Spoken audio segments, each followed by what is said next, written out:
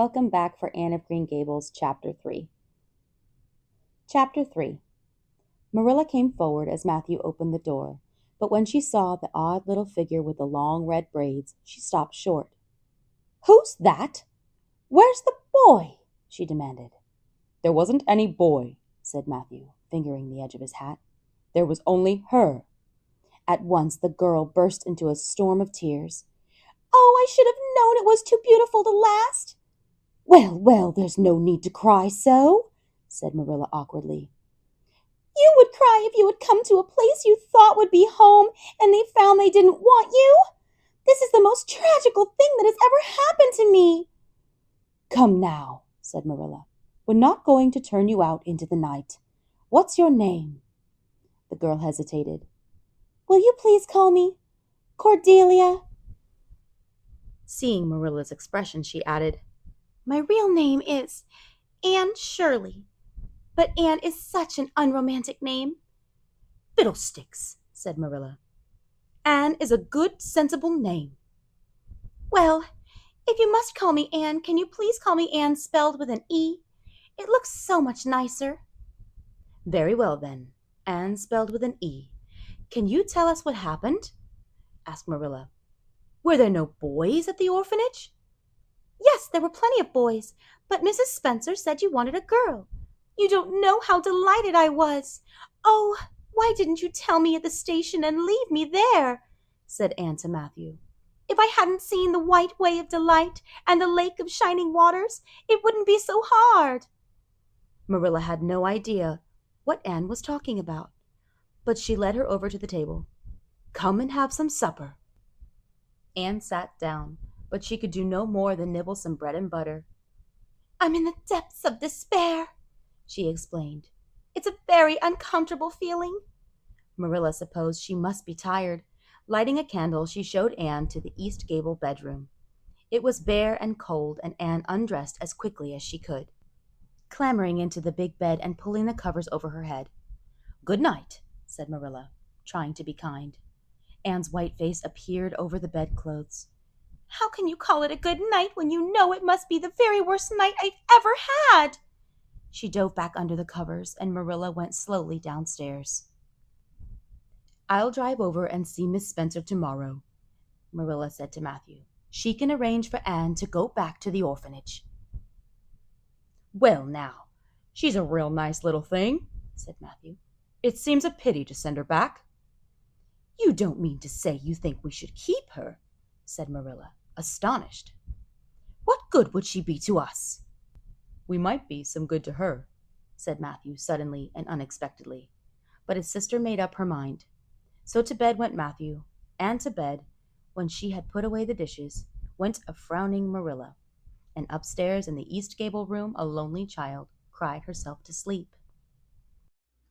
Chapter 4. When Anne awoke the next morning, cheerful sunshine was pouring into the room. For a moment she could not think where she was, but then she remembered.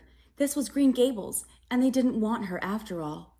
But it was morning, and outside was a cherry tree in full bloom. She jumped up and opened the window, which was stiff and creaky as if it hadn't been opened in a long time. She saw an orchard, a garden with lilac trees, and green fields sloping down to a brook. Away in the distance was a sparkling blue glimpse of the sea. It was as lovely as anything she had ever imagined. "Isn't it wonderful?" she sighed when Marilla came in. "I'm not in the depths of despair this morning, but I do feel very sad. My life is a perfect graveyard of buried hopes." That's a sentence I read once, and I say it to comfort myself whenever I'm disappointed. "You'd better get dressed," said Marilla, when she could get a word in edgewise. "We're going to see Mrs. Spencer and settle what's to be done with you. This is a fine kettle of fish Matthew has gotten us all into, and no mistake." Once breakfast was over and the chores were done, Marilla and Anne set off. Matthew watched wistfully as the buggy bumped down the lane and away. "Do you know," said Anne to Marilla, as they went along the shore road, "I've made up my mind to enjoy this drive. You can nearly always enjoy things if you make up your mind firmly that you will. Oh, look, there's a wild rose. Wouldn't it be nice if roses could talk?" As you're evidently bent on talking, you might as well tell me what you know about yourself, said Marilla. Oh, what I know about myself isn't worth telling. If you'll let me tell you what I imagine, you'll think it ever so much more interesting, said Anne eagerly. I don't want any of your imaginings, said Marilla in a firm voice. Stick to the facts. How old are you? 11, said Anne with a resigned sigh. My father's name was Walter, and my mother's was Bertha. Aren't they lovely names? They lived in a little yellow house. I've imagined it 1,000 times. They died when I was a baby, and a lady named Mrs. Thomas said she'd take me. I lived with her until I was 8 and helped look after her family. Then Mrs. Hammond said I could live with her, since I was handy with children. She had 8 of them. She had twins 3 times.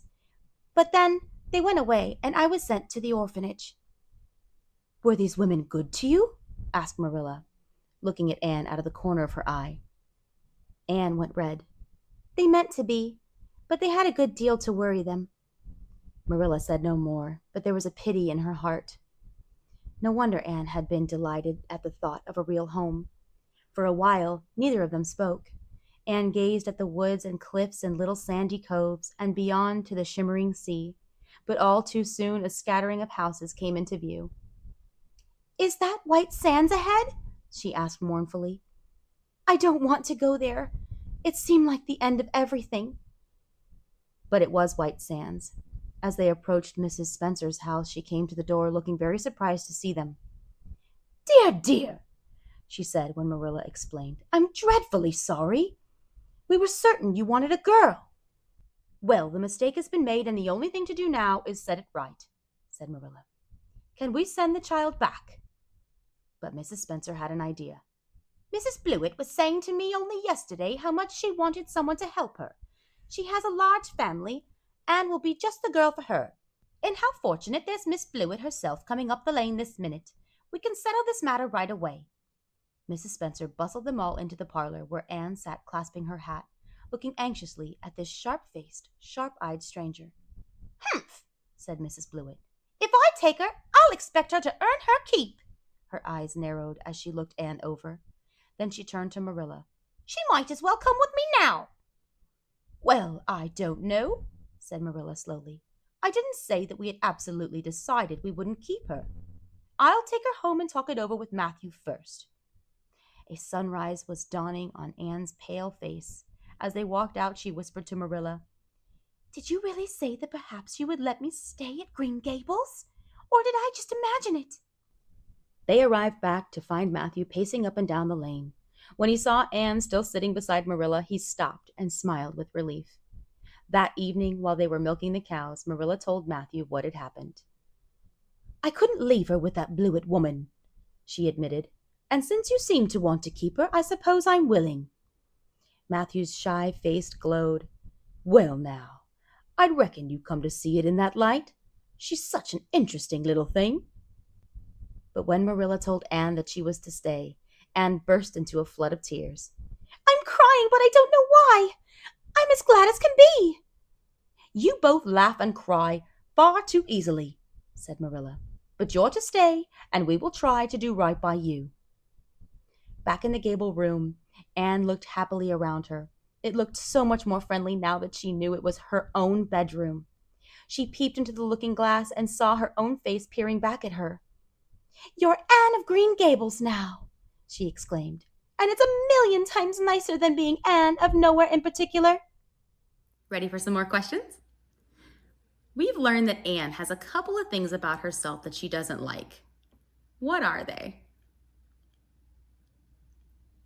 What does she wish for instead?